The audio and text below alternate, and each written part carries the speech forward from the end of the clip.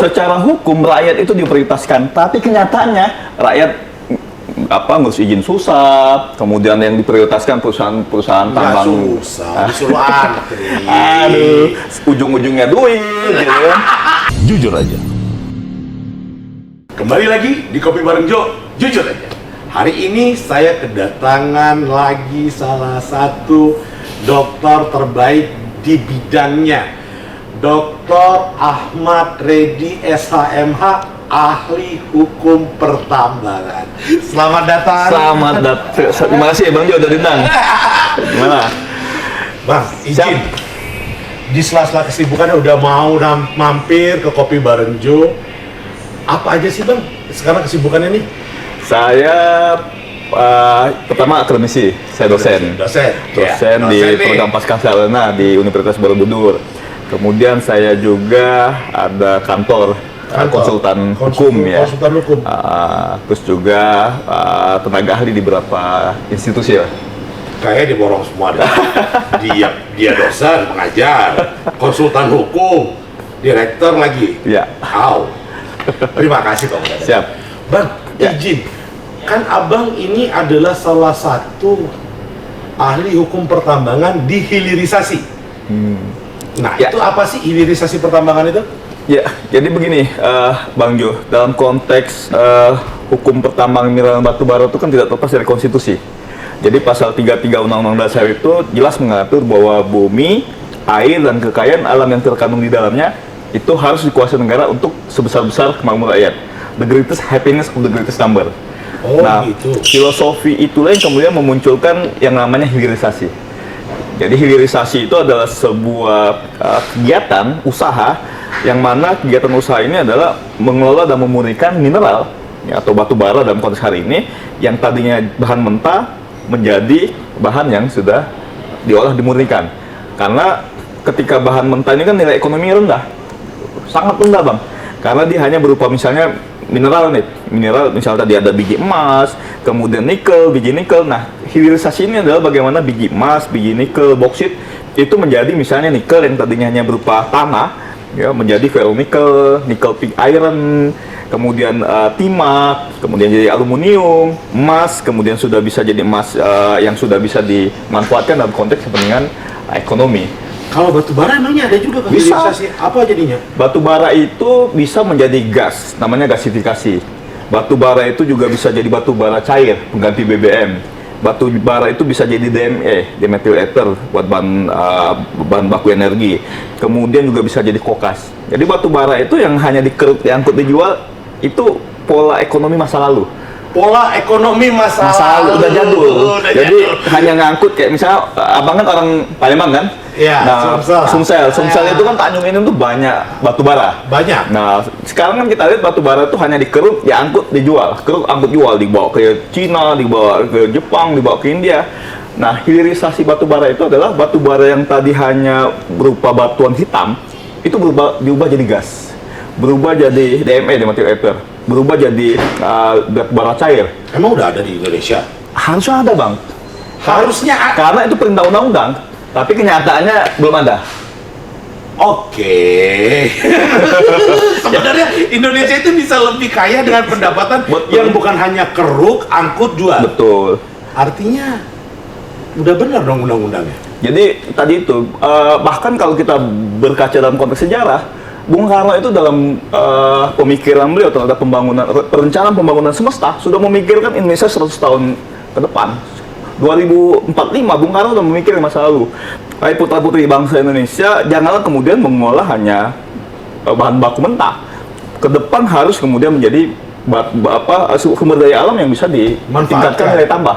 Ada value added yang itu 100 tahun tahun 45 ya, itu sudah dipikirkan melalui perencanaan pembangunan semesta. Oke, artinya Bung Karno, pemimpin-pemimpin kita masa lalu sebenarnya Sudah berpikir. memikirkan bagaimana caranya Indonesia itu memiliki nilai tawar yang Betul. sangat tinggi ke depan. Betul, dan di perencanaan pembangunan semesta Bung Karno itu sudah memikirkan bagaimana Sumatera Selatan, bagaimana Kalimantan Timur, bagaimana Sulawesi Tenggara yang kaya komoditas mineral ini dan batu bara ini, agar kemudian bangsa Indonesia di masa depan, anak cucunya Bung Karno ini bisa kemudian menghasilkan ya sumber daya alam yang bisa memberikan nilai tambah bagi the greatest happiness of the greatest number. Jadi nggak hanya keruk diangkut, dijual, dibawa ke luar negeri, enggak. Nikel Kan gampang. ya, gampang, kemudian paling enak, duitnya cuannya cepat dapat kan. Iya. Tapi Daripada diolah. ya, tapi kan itu merugikan penting nasional kita. Bayangkan Emang masih ada Bang Jo. orang yang bisnis mau ngerintis itu kan? Harus. Kalau Bang Jo jadi presiden, saya yakin dipaksa seluruh perusahaan tambang, seluruh perusahaan tambang nggak boleh ekspor mineral mentah. Seluruh perusahaan batu bara jangan hanya ngeruk angkut jual. Batu baramu harus jadi BBM, batu baramu harus jadi energi, batu baramu harus jadi gas, agar ada nilai tambah di situ. Bahkan kita harus menguasai pasar global. Karena Tuhan Yang Maha Esa ini, Bang Jo, sudah memberikan kekayaan alam bagi Republik ini luar biasa. Jangan ini jadi kutukan, harus jadi karunia. Harus jadi karunia karena kenapa? Harusnya kita bisa menjual 2-3 kali lipat. Betul, kata Prof. Mahfud itu harusnya udah nggak ada kemiskinan di Republik ini. Orang berobat tuh harusnya gratis, nggak ada yang nggak bisa sekolah. Aduh, Kaya Bang, negara ini kaya. Ini bukan capres-capresan ya. Ya. Tapi Prof. Mahfud sudah mengatakan, andaikan Indonesia ini bisa mengolah sumber daya alam kita, nggak ada kemiskinan, yang ada kebodohan, rakyat kita nggak ada kemiskinan lagi. Artinya Prof. Mahfud sudah mengatakan bahwa sebenarnya Indonesia itu harusnya tidak ada rakyat yang Kesusahan secara ekonomi, sulit, Iya. tidak sekolah. Artinya semuanya telah tercover dengan karunia alam yang ada di bumi Nusantara ini. betul. Wajar Ibu Pertiwi suka menangis kalau ngelihat anak bangsanya tidak memikirkan Betul. kepentingan bangsanya. Karena hari ini bisa saja sumber daya alam yang dikasih Allah Subhanahu wa Ta'ala itu jadi kutukan. Karena sumber daya alam itu bisa jadi konflik sosial, kerusakan lingkungan, sumber kemiskinan, sumber kebodohan. Sumber daya alam habis, yang kaya hanya kelompok orang, anak cucu kita miskin. Tapi kan program yang dilakukan dengan Pak Presiden kita saat ini adalah yang smelter kan, ada Iya. smelter. Iya. Nah itu kan kemarin ada kecelakaan kan di situ. Iya. Nah apakah itu juga termasuk dalam konteks hukum pertambangan itu seperti Ya. apa sih, Bang? Sebenarnya yang dilakukan oleh Presiden Jokowi ini meneruskan apa yang dilakukan oleh Presiden SBY. Jadi Presiden SBY itu membentuk bersama DPR membentuk Undang-Undang Nomor 4 Tahun 2009 tentang minerba. Ya. Di pasal 102, 103 dan 170 itu diatur bahwa mineral itu harus diolah dan dimurnikan di dalam negeri. Bahkan zamannya PSBY itu pernah menyetop Freeport 6 bulan. Karena Freeport itu masih mengekspor mineral mentah, dibawa ke Spanyol, dibawa ke luar negeri. Pak SBY waktu itu zamannya dirjennya Pak Suhyar itu pernah menyetop Freeport 6 bulan. 6 bulan. Itu sampai ada layoff, kantor SDM itu didemo oleh Freeport gitu kan. Freeport mengancam arbitrase. Jadi hilirisasi ini bukan program baru-baru ini aja. Pak SBY sudah memulai. Nah, Pak Yang mulai yang SBY. Undang-Undang Nomor 4 Tahun 2009 itu ditandatangani oleh Presiden Republik Indonesia SBY. Jadi rezim sekarang ini ya Artinya meneruskan saja. Meneruskan. Jadi Iya. kalau dia bilang bukan penerus salah Oh, dong. enggak. Bukan perintis loh. Iya. hanya meneruskan. Jadi gagasan hilirisasi itu munculnya zaman Presiden SBY. Jadi ya kalau hilirisasi ini artinya dari produk bedala apa perut bumi diolah dulu baru dijual, maksudnya gitu. Iya, misalnya tadi kan nikel itu dikeruk nih. Dikeruk, Nikel ya. itu kan masih Kan berupa hijau-hijau. masih hijau-hijau itu Iya, kan. iya, benar, Nah, benar. hijau-hijau tuh nggak apa ya bisa dijual tapi nilai ekonomi rendah, Bang. Itu bisa jadi nikel, itu bisa jadi ferronikel, nikel pig iron, itu bahan baku industri.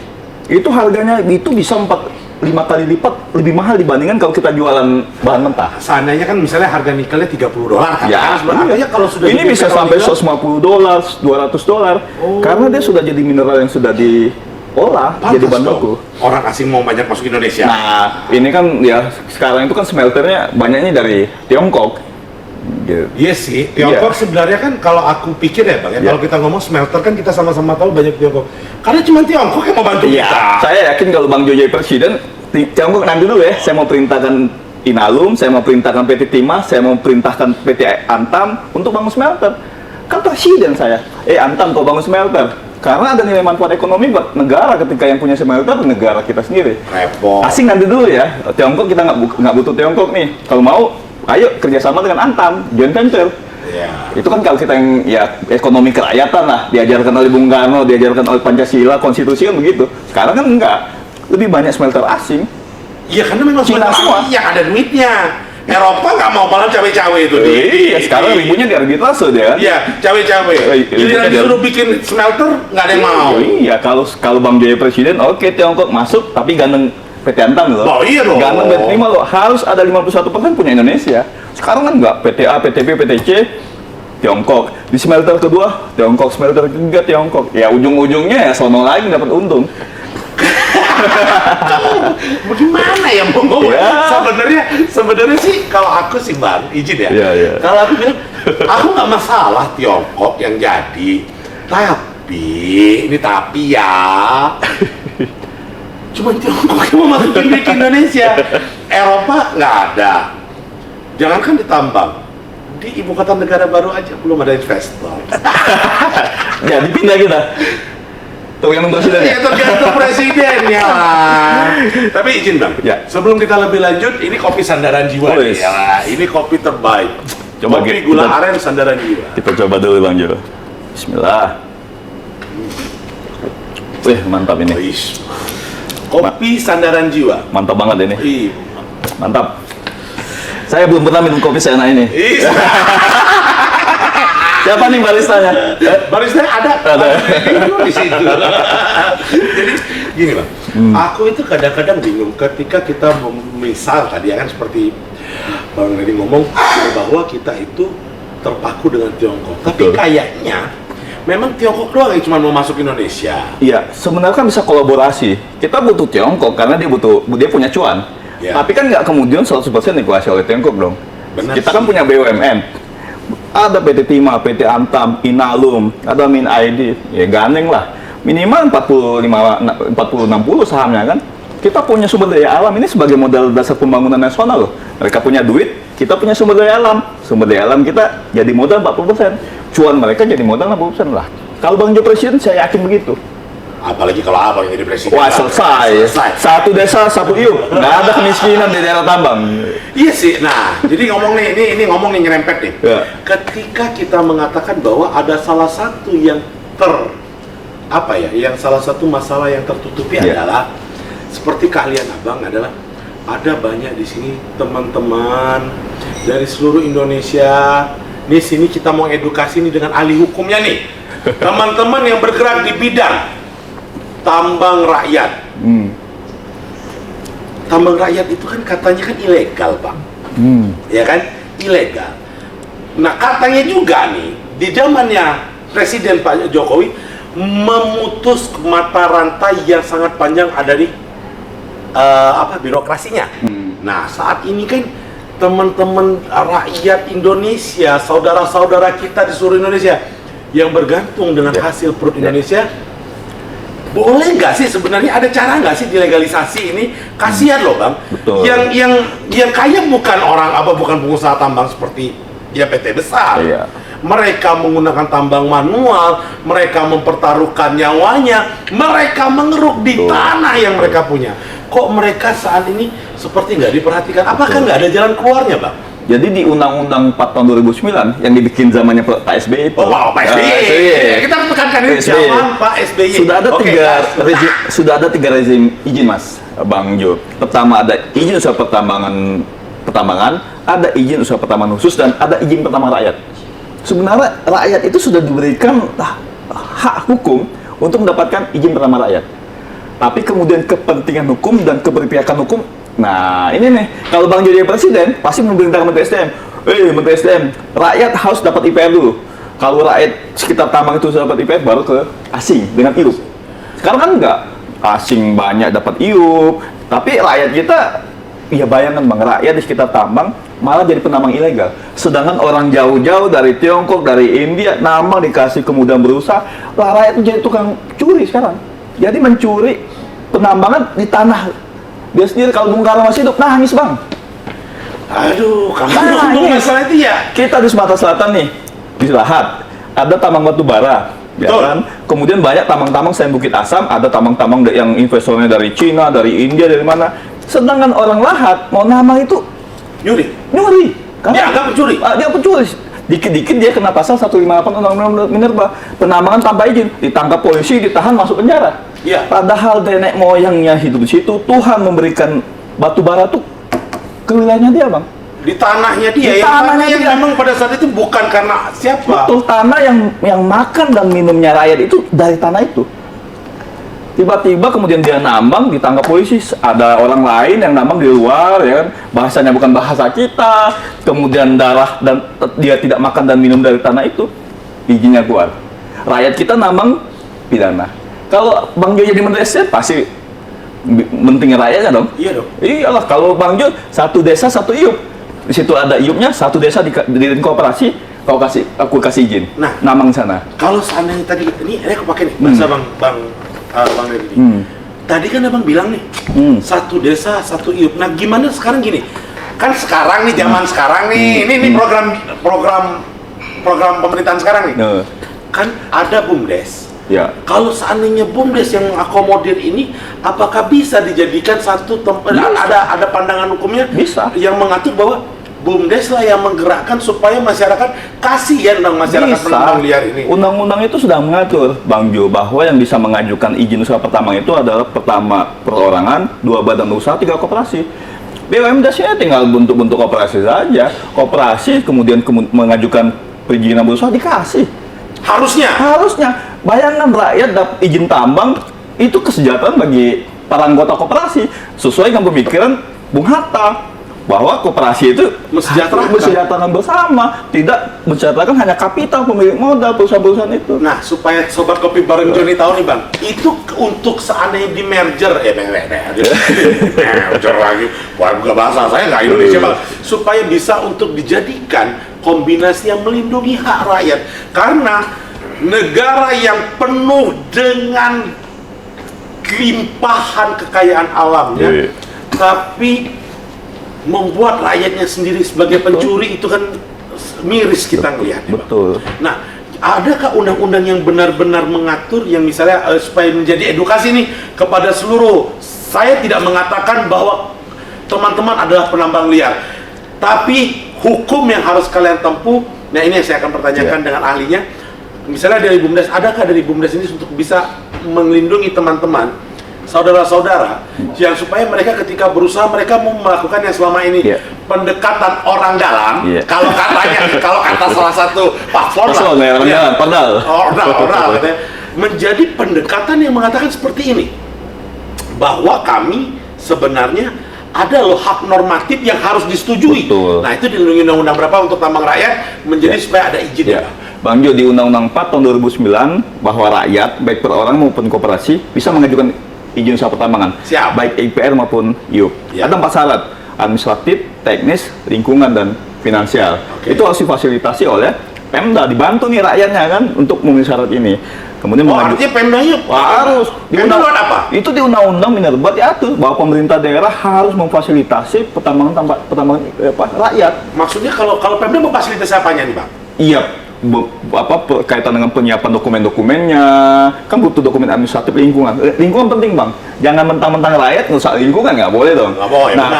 Ada CSR-nya. Iya, fungsi pembinaan itu oleh Pemda. Jadi di undang-undang itu pemerintah daerah harus membina agar rakyatnya nggak ngerusak lewat lingkungan. dinas pertambangan, SDM itu. Oh gitu. Artinya pemerintah sekarang membiarkan rakyat pura-pura budak dong. Secara hukum rakyat itu diprioritaskan, tapi kenyataannya rakyat ngurus izin susah, kemudian yang diprioritaskan perusahaan tambang. Susah, disuruh antri. Aduh, ujung-ujungnya duit, gitu kan. Kalau nggak ada orang dalam susah, repot Bang. Makanya Bang Jo harus jadi Menteri SDM. Amin. Satu desa satu IUP, koperasi rakyat dihidupkan, seluruh koperasi dapat IUP. Makmur rakyat kita Bang, nggak ada orang nggak sekolah, nggak ada orang nggak bisa berobat, karena dia punya usaha pertambangan. Artinya di tempat kita pertambangan itu sendiri sebenarnya yang mungkin ada yang kesannya seperti menakut-nakuti rakyat bahwa ini kan ada IUP PT ini PT itu, kalau di tanah kalian yang padahal tidak termasuk IUP, dan tanah itu memang tanah mereka. Kalaupun IUP itu sudah dikasihkan ke perusahaan, kalau Bang Jo jadi Menteri SDM diciutkan, ini berapa ribu hektar nggak kepake nih? Ya, misalnya ada 1.000 hektar, kan dia nggak semuanya ada dikasih 10.000 hektar, ya paling 5.000 hektar. Nah 5.000 hektar saya bagi-bagi ke rakyat. Pasti begitu Bang kalau kita jadi menterinya kan? Boleh. 5.000 kita bagi, kasih 10 hektar. Berarti ada 50 koperasi yang hidup. 10 hektar, kalau 10 hektar, kalau 10 hektar. Maju rakyat Bang. Daripada dikasih ratusan ribu hektar di Kalimantan, yang dipakai cuma 10.000, 90.000-nya diam aja idle. Kalau kita jadi mendesain, kita bagi ke rakyat. Artinya rakyat bermanfaat dong. Oh iyalah, bayangkan rakyat mulai usaha pertambangan batu bara bang, Ya. dia ekspor kemana-mana gitu kan, itu ratusan miliar rupiah bisa hidup di rakyat itu. Artinya rakyat kita nggak miskin. Harusnya. Harusnya dengan keilmuan abang ini mengatakan, saya jadi terpesona ngomong, apa sih yang salah rakyat itu dibilang mencuri dengan cuman sekedar mereka menggunakan pacul, mereka menggali di tanah. Ngeruk, kasihan loh orang daerah ngeruk dikit takut tangkap polisi, sedangkan ada yang bawa alat berat, orang nggak tahu dari mana, bahasanya berbeda, suku bangsanya beda, diberi kemudahan. Sedangkan rakyat yang hidup di situ dari nenek moyangnya, Tuhan memberikan sumber daya alam bagi dia, selesai. Dan Gerhard Hardin itu sudah memperkirakan bang, ada degradation of natural resources. Kutukan dia bilang, kutukan itu pertama adalah ketika sumber daya alam itu dikomersialisasi. Yang kedua adalah ketika populasi bertumbuh, tapi kemudian kemanfaatannya tidak memberikan bagi sebesar-besar rakyat. Yang ketiga adalah ada kerusakan lingkungan. Yang keempat itu adalah ketika kemudian kapitalisasi terhadap ekonomi itu dikembangkan dibandingkan sosialisasi ekonomi. Karena kan gini bang, PT itu kan produk kapital. Karena yang kaya itu hanya pemegang saham. Kalau koperasi yang kaya itu anggotanya, ada SHU. Iya. Abang bikin PT nih berdua, punya IUP. Kita berdua bang kipas-kipas. Ya main kerja lah ya kalau bisa. Yang kerja ya gaji bulanan lah biasa. Tapi kalau koperasi bang, seluruh anggota koperasi tiap akhir tahun ya SHU dia bang dapat 100 miliar. Bagi. Gampang. Habis kemudian mereka bikin perguruan tinggi, mereka bikin rumah sakit. Koperasi bang. Artinya seharusnya teman-teman atau saudara-saudara saya yang ada di sekitar tambang yang saat ini lebih memilih kucing-kucingan dengan tambang rakyatnya, lebih baik minta pemerintah untuk membuat legalisasi IUP dari tambang rakyat itu. Betul. Dan pemerintah harusnya nggak abai, harus memprioritaskan mereka. Karena pasal 33 ayat 1 Undang-Undang Dasar jelas bang, perekonomian disusun sebagai usaha bersama dengan semangat gotong royong. Iya. Perekonomian nasional kita tuh harus kooperasi, itu perintah konstitusi loh. Emang ada, Mas ya? Karena ada presiden mengatakan saya hanya taat pada konstitusi dan rakyat. Wow, tapi konstitusi kemarin. Tapi kenyataannya ya nggak begitu. Kemarin.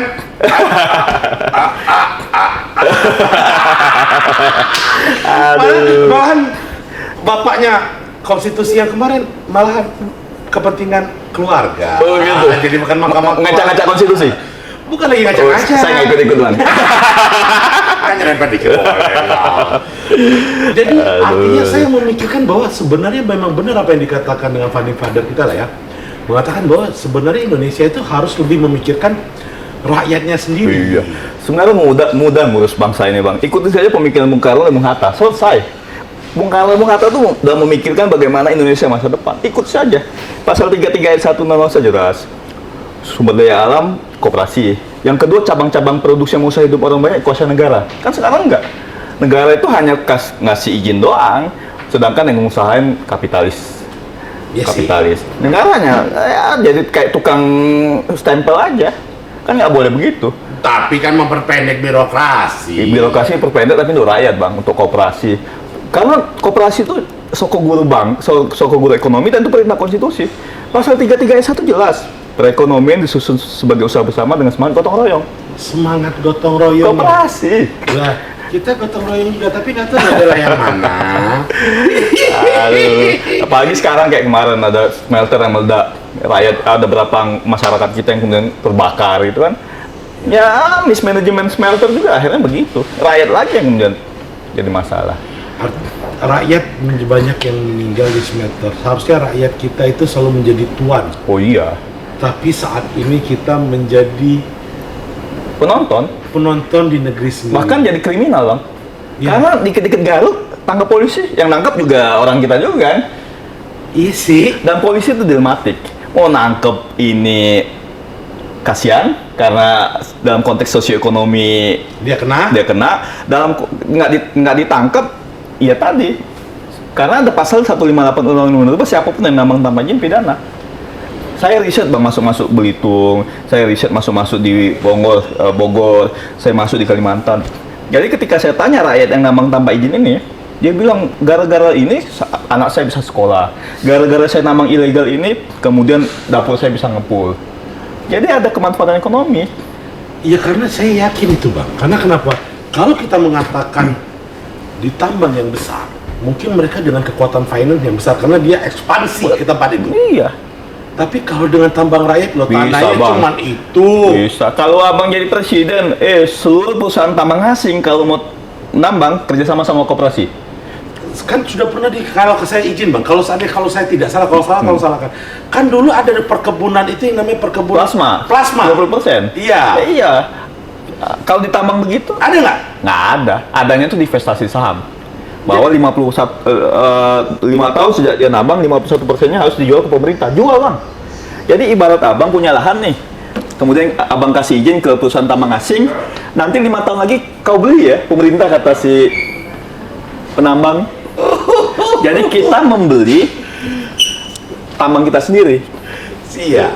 Jadi bukan memberikan secara cuma-cuma. Oh, enggak. Artinya dia juga memberikan dengan cara untuk 5 tahun setelah menambang berhak boleh menjualkan. Freeport, Bang. Freeport itu nambang sejak tahun 67. 67 dia nambang. Kemudian tahun 97 diperpanjang sampai tahun 2021. Kata undang-undang, Freeport harus divestasi saham 51%. 51% itu beli, Bang. Jadi kita membeli tambang punya kita sendiri. Kan logikanya saya punya sawah nih. Ya, Bang Jo, saya punya sawah nih. Mau ngusahain nggak? Oke, kata Bang Jo. Udah, kita kontrak 20 tahun. Ketika 20 tahun habis, kata Bang Jo, oke, abang mau ikut ngusahain nggak? Boleh. Abang, Bang Reddy beli ya. Harganya 51 miliar.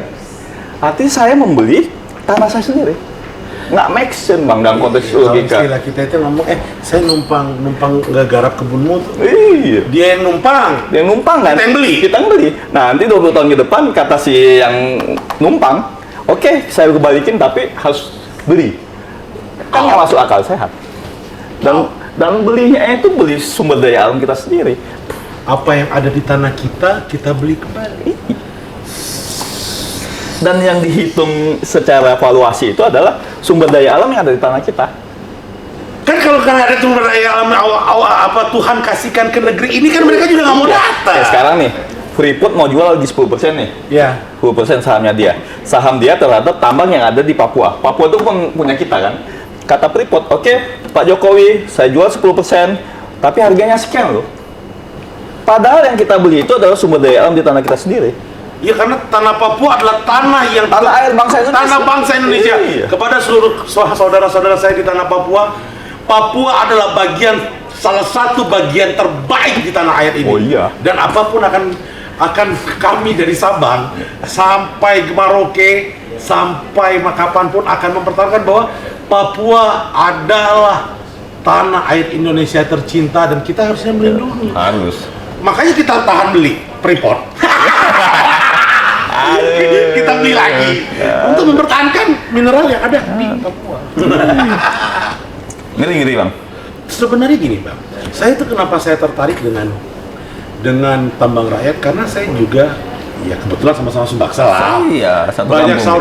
banyak saudara kita yang di sana usahanya seperti Betul, itu. betul. Yang pakai pacul, yang Betul. kemarin sekitar mohon izin kalau saya salah tolong disalahkan. Saya tidak bermaksud apa-apa. 1 tahun yang lalu ada yang meninggal Iya, karena kecelakaan. penggalian kan gitu. Kan kita yang miris, Bang. Betul. Nah, ketika kita yang miris seperti itu, apakah menjadi satu kesatuan yang harusnya ditanggapi dengan pemerintah? Karena kenapa? Kalau tambang rakyat kan tidak mungkin ditutup semena-mena, Bang. Betul. Karena mereka menggantungkan hidup dari sana, toh. Betul. Saya itu cuma mau nanya sama ahlinya ini gimana sih cara saudara-saudara kita yang melakukan seperti itu bisa loh. Bisa. Dan ya tadi, Bang, politik hukumnya itu di pemerintah. Ya kan, kalau kita jadi pemerintah jelas nih, ada rakyat mengajukan, kita prioritaskan. Bahkan kita fasilitasi bentuk koperasi daripada kalian nambang ilegal nih. Iya. Kita bentuk koperasi, kita kasih izin. Yang ilegal hasilnya ya. Iya, yang tadi ilegal kita legalkan. Iya. Karena ketika dia jadi legal, dia bayar pajak, bayar royalti, dia wajib reklamasi. Jadi lingkungan nggak masalah, negara juga dapat manfaat, mereka legal, Bang. Jadi mendapatkan hak ekonominya secara legal. Rakyat makmur, negara makmur, lingkungan nggak rusak. Sekarang kan garu pergi, rusak lingkungan. Ada dananya setelah pertambangan Iya, selesai. iya kalau itu Ya yang legal. kali. Kalau yang legal. Iya, Kalau iya kalau kali. kalau yang nggak legal tadi itu, yang ilegal, rakyat kita itu gali pergi dia kan. Pergi, rupanya udah bawa semua di dalam. Kalau dia punya izin kan dia ada kewajiban itu. Iya. Gitu. Jadi gini bang, aku mau tanya lagi nih. Kan saat ini kita akan menghadapi pemilihan umum nih. Ya. Dan pilpres lah ya. Ya. Sebelum itu saya mengajak teman-teman dari Sobat Kopi Barengjo dan penonton Kopi Barengjo untuk tidak golput di 14 Februari 2024. Nah, maka dari itu saya menghimbau kepada seluruh masyarakat Indonesia untuk menggunakan hak pilihnya di 14 Februari 2024. Saya akan memberikan seperti ini. 5 langkah menuju Indonesia emas setelah kita menerima surat suara. Yang pertama dilihat, yang kedua, saya ulangi, 5 langkah emas menuju Indonesia hebat 2024, 45. Tapi 2024 dulu sih sebenarnya. Betul. Nah, setelah menerima surat suara ada 5 langkahnya. Yang pertama dilihat, dibuka, dilihat dulu. 3 dicoblos, 4 dilipat, 5 kembalikan kepada petugas KPPS agar menjadi satu hal yang prinsipnya kehati-hatian. Kenapa kita harus buka surat suara? Benar nggak itu? Untuk DPR kah? Untuk DPD kah? Untuk presiden DPD. kah? Dilihat dulu supaya kita mengenal betul partai apa yang dilihat, calonnya siapa, rekam jejaknya gimana. Ya kan kita harus lihat dengan hati-hati. Oh, dilihat dulu. Yang ketiga baru dicoblos.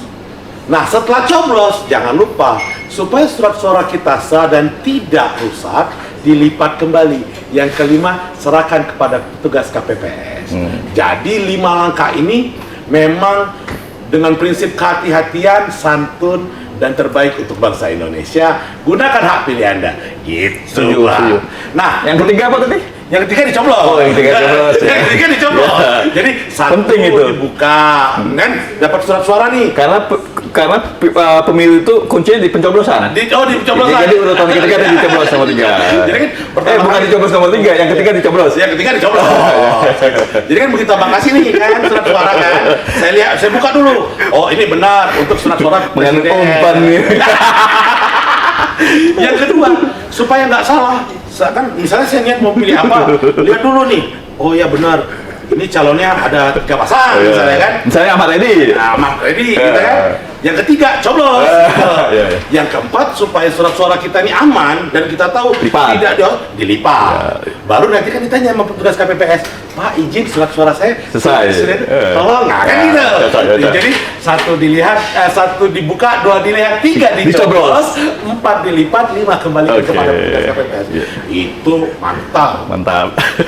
Ya kan, bukan kampanye loh. Mengajak saudara-saudara Indonesia untuk Tidak golput. Nah, Ya, setuju. dari pandangan hukum abang nih, balik lagi nih. Ya. Apa sih harapan abang kepada pemimpin ke depan nih untuk bidang pertambangan Ya. yang harusnya nih dari tadi kita bicara panjang lebar, Ya. kepentingannya cuma satu. Ya. Apa kepentingan kita? Untuk mensejahterakan rakyat, Betul. untuk memuliakan rakyat Indonesia. Betul. Nah, gimana tuh? Kembalilah ke Pancasila dan konstitusi. Pancasila sila kelima jelas bahwa ada keadilan sosial bagi seluruh rakyat Indonesia. Kemudian kembali ke pasal 33 bahwa sumber daya alam, dalam hal ini mineral batubara, meski dikuasai negara untuk sebesar-besar kemauan rakyat. Dan dalam konteks sumber daya alam, maka harus dikelola oleh koperasi sesuai pasal 33 ayat 1 bahwa perekonomian nasional disusun sebagai usaha bersama dengan semangat gotong royong koperasi. Kita tidak anti asing, tapi ketika asing itu menegasikan koperasi, melanggar konstitusi dong. Harusnya koperasi dulu diprioritaskan nih. Tambang itu harus tambang rakyat. Rakyat bagaimana? Bentuk koperasi, difasilitasi, diberikan perizinan berusahanya, dibina, diawasi. Rakyat sejahtera, negara juga sejahtera. Abang yakin nih, Yakin. salah satu calon kita sebagai putra terbaik bangsa menitipkan harapan itu untuk 5 tahun ke depan. Dan apa yang disampaikan Pak Mahfud itu clear bahwa ketika pertambangan itu dikelola dengan baik, Prof. Mahfud mengatakan tidak ada kemiskinan, tidak ada kebodohan, kemudian rakyat akses terhadap pendidikan dan kesehatan itu bisa, nggak ada rakyat yang miskin. Oke, Prof. Mahfud. Karena yang bicara terkait mengenai konstitusi ekonomi sumber daya alam yang clear itu ya sebelum ini bukan pilpresan ya, Bang Jo. Kita nggak ngomong Iya, pilpres nggak kok. ngomong pilpres. Ya, Ini kita bicara dicoblos lah. Prof. Mahfud mengatakan demikian. Iya, Tuh, iya. jadi saya setuju dengan apa yang disampaikan Prof. Mahfud bahwa ya tata kelola pertambangan itu harus kemudian good mining practices. Artinya memang harusnya pertambangan itu dari satu sektor itu saja Indonesia bisa sejahtera. Makmur, sejahtera. Kita nggak seperti sekarang ini. Sumber daya alam itu hanya sebagai komoditas kutukan, bukan karunia dari Tuhan Yang Maha Esa. Artinya kalau sampai kita bisa memanfaatkan ini ketika ketemu sama ahli kayak abang, memang pertambangan itu bisa Oh mensejahterakan iya, rakyat kok. makanya nanti bisa saja saya diangkat sebagai dirjen mineral, kita perbaiki. Oh, kalau Abang, saya Datang. sus bidang komunikasi. Nanti abang bisa datang, Pak Dirjen, saya bawa 1000 koperasi, tolong dikasih izin pertama rakyat. Oh kita kasih. Oh iya. Koperasi buat rakyat. Iya benar. Karena itu yang paling benar tuh. Iya, tapi kalau Bang Jo datang, Pak ini ada perusahaan tambang asing mau dapat IUP, oh nanti dulu. Mau nggak kerja sama koperasi? Ya, atau mau nggak kerja sama BUMN? BUMN mau nggak? Artinya di merger ya. Tutup. Merah putih dulu utama, baru yang lain-lain. Tapi nanti hati-hati lo ngomong bang, ntar Menko-nya yang ngomong. Menko yang mana nih? Ya, Menko di Menko Polhukam. Bukan Menko di Konoha.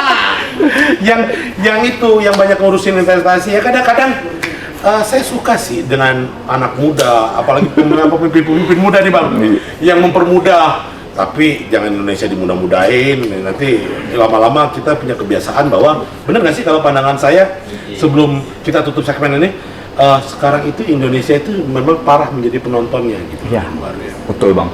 Jadi kita hanya penonton di negeri sendiri, ya yang menjadi pelaku ekonomi kita ya bukan rakyat kita sendiri. Kalaupun rakyat hanya segelintir orang. Padahal kan jelas ekonomi konstitusi kita mengajarkan bahwa ekonomi itu harus kemudian sebagai usaha bersama, bang. Betul. Siapa bersama seluruh banyak-banyaknya rakyat. Nggak boleh hanya numpuk pada 1-2% orang, nggak boleh. Siap. Jadi harus kemudian ya kita kembali ke Pancasila, kembali ke pasal 33 Undang-Undang Dasar kita. Insya Allah makmur, adil dan sejahtera. Indonesia makmur adil dan sejahtera. Iya, Indonesia Emas 2025, 45. 2045 itu jadi kenyataan. Iya. Oh, 100 tahun Indonesia. Soal Indonesia, betul. Keren bang.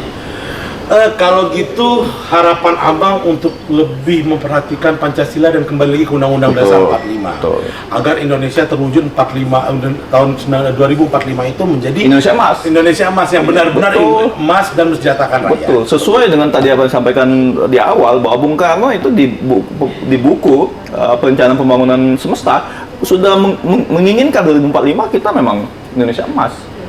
Jadi dengan apa? Dengan sumber daya alam kita. Sumber daya alam bagaimana? Yang dikelola oleh putra-putri Indonesia sendiri.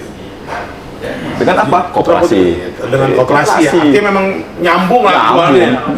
Oke bang, kalau gitu terima kasih bang. Saya konsisten. Ini enak nih, saya habisin ya. Oh iya, Enak banget, enak banget. Hari ini kita kedatangan dengan bintang tamu yang terbaik. Hari ini saya akan mengatakan sekali lagi dari para pihak akademisi, kami mendengar tentang kecintaannya terhadap tanah air, tentang harusnya kita menjadi tuan di rumah sendiri. Kita memuliakan tamu yang datang dan berkunjung, tapi ingat tamu adalah tamu adalah tamu yang menjadikan kita tempat persinggahan. Tapi kita yang menerima dampaknya, kita menerima manfaat dan kita menerima akibatnya. Ya. Apabila kita tidak menjadi tuan di rumah sendiri dan merawat rumah kita sendiri. Indonesia bakal menjadi Indonesia emas apabila kembali ke Undang-Undang Dasar 45 dan Pancasila. Karena dari dulu telah kita sampaikan, telah Bapak bangsa kita dan pendiri bangsa ini katakan bahwa semuanya kepentingan negara ini untuk rakyat. Maka kami berpendapat menyambung dan kesimpulan adalah seluruhnya untuk rakyat, bukan untuk segelintir orang. Terima kasih hari ini Bang Reddy. Siap. Masih satu lagi bang. Siap. Tan Malaka pernah mengatakan bahwa hanya tuan rumah yang bodoh yang membiarkan perampok merampok rumahnya dan tuan rumahnya hanya diam saja. Jadi kita sebagai tuan rumah nggak boleh diam, harus mengusir tuan tamu yang akan merampok rumah kita. Itu Kata Tan Malaka. kata Tan Malaka. Jadi tuan rumah yang bodoh lah yang membiarkan orang merampok di rumahnya. Ya. Jadi kita harus menjadi tuan rumah yang baik, tapi tidak juga ya tuan rumah kehilangan harga dirinya. Betul. Sekian dari kami, Kopi Bareng Jo, jujur aja. Mantap. Mantap.